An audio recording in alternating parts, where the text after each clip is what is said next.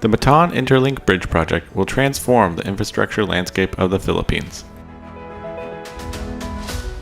Spanning the mouth of the world-famous Manila Bay, the project will provide a vital transportation link for the region and the nation. At 32 kilometers long, the new iconic gateway will drastically cut travel time between the provinces of Cavite and Bataan from 4 to 5 hours down to only 30 minutes. The project is made up of 6 main components. On the south end, a new highway connection will link the existing roads in Cavite to the bridge. Out over the water, a low causeway structure called the Marine Viaduct carries vehicles along the majority of the bridge and leads to the first of 2 shipping channel crossings.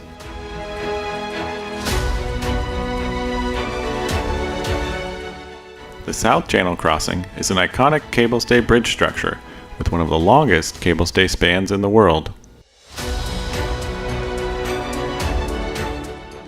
Near Corregidor Island, the bridge has an interchange which allows for turnarounds and will connect to the island as part of a future project.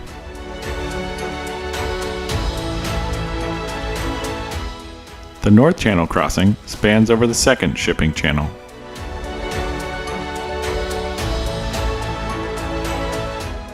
And finally, back on land, the highway extends to connect to the existing roadways in Bataan Province. For a detailed look into each of these project components, we return south to Cavite. Here in Nike, we see how the new highway connects to the existing Antero-Seriano Highway and heads alongside Timolan-Balsahan before passing through the new gateway entry monument at the water's edge. The Marine Viaduct follows a gently curving alignment that is derived from the connectivity and navigational constraints. It also creates a pleasantly dynamic driving experience. Deep marine foundations provide stability for all the piers, and the simple single-column pier design creates a clean and contemporary visual rhythm.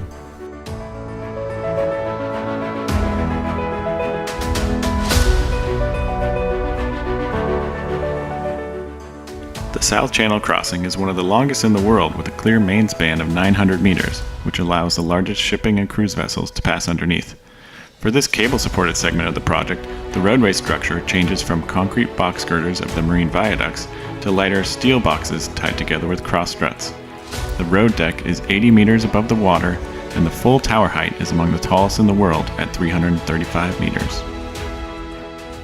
To create a design that is uniquely Filipino, the architectural shape of the bridge towers take inspiration from their tropical setting and the symbolism of the Philippine flag.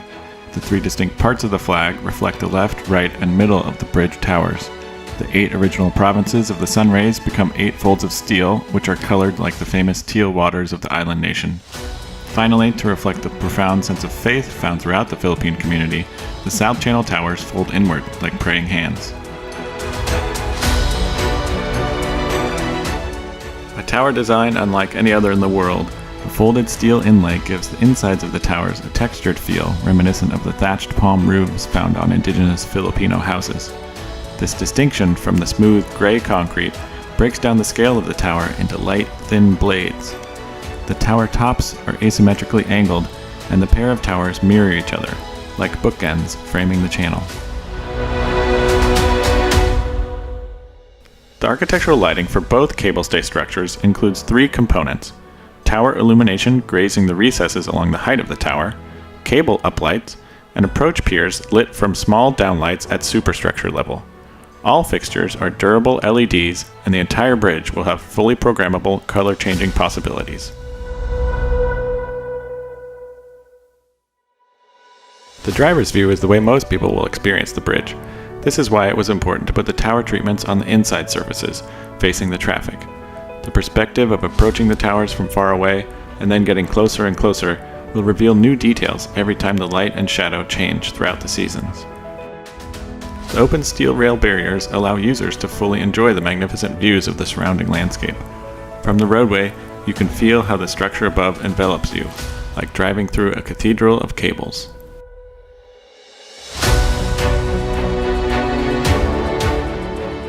As the middle segment of the Marine Viaduct nears Corregidor Island, simple off and on ramps in each direction allow drivers to change direction on the highway. A future project will connect a road from the island to this interchange.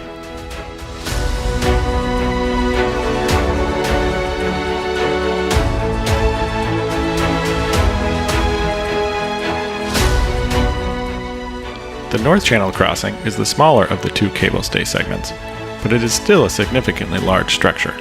Its main span stretches 400 meters long.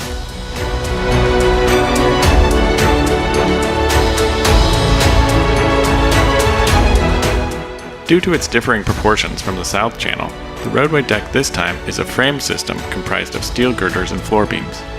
The deck is lifted 47 meters above the water, and the full tower height is 181 meters tall.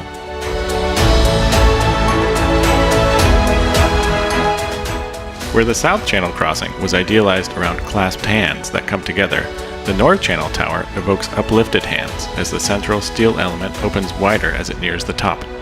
In this way, they both use the same visual language already established by the architectural theme, but still have their own unique identities. They are sister structures, and the rest of the components of the project make up the remaining family of forms within their theme.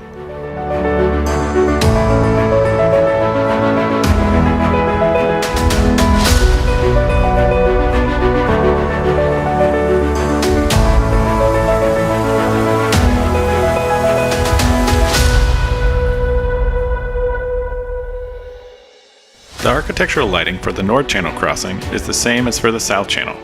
The roadway lights for the full project are long-lasting LED fixtures and may be powered by solar panels on top.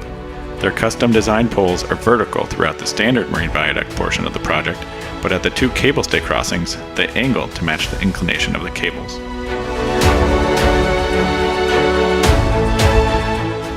As part of the family of forms, the marine viaduct piers share a similar textured inset with a curved base to match the towers, and the twin high-level approach piers that lead up to both cable stay crossings have an extra single stripe of matching teal steel down their sides. The piers throughout the project are all comprised of precast concrete segments.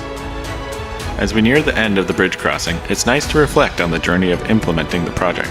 After completion of the feasibility report in 2019, the project began detailed engineering design in 2020, and with the cooperation and coordination of many government agencies, this final design phase will conclude in 2022 or early 2023. 4 to 5 years of construction will follow, bringing with it at least 3,000 new jobs, and the possible opening date for the bridge is late 2027 or early 2028. Finally, as the bridge reaches the shore in Bataan, it passes through another gateway entry monument before continuing up the hill toward Mount View, where it connects to the Roman superhighway.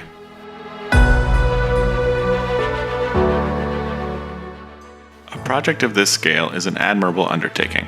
Thanks to the hard work of the Department of Public Works and Highways and the financial support of the Asian Development Bank, the Bataan-Cavite Interlink Bridge will be well worth the investment in the Manila Bay community.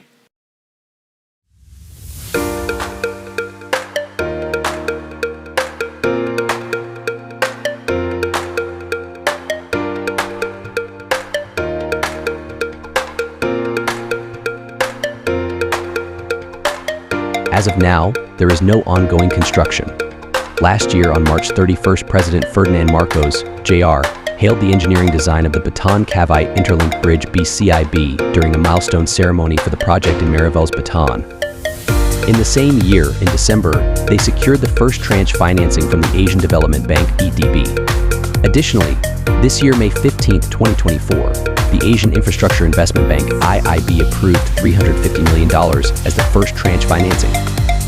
The possible start of construction will be in the fourth quarter of 2024 or the first quarter of 2025.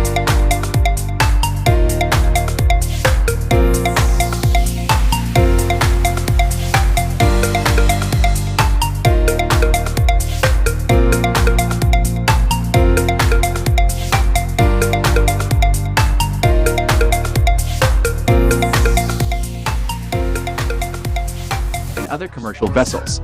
Last but certainly not least, we have the Bataan Development Precast Plant. This behemoth of a facility will soon become the largest precast plant in the Philippines. It's an exciting development that will produce precast concrete components for construction projects all over the Philippines, paving the way for more innovative and sustainable building solutions. With projects like these, it's no wonder Premium Megastructures Inc. is at the forefront of the construction industry in the Philippines. Their visionary approach to building is setting the bar higher and higher for the future of construction in the country.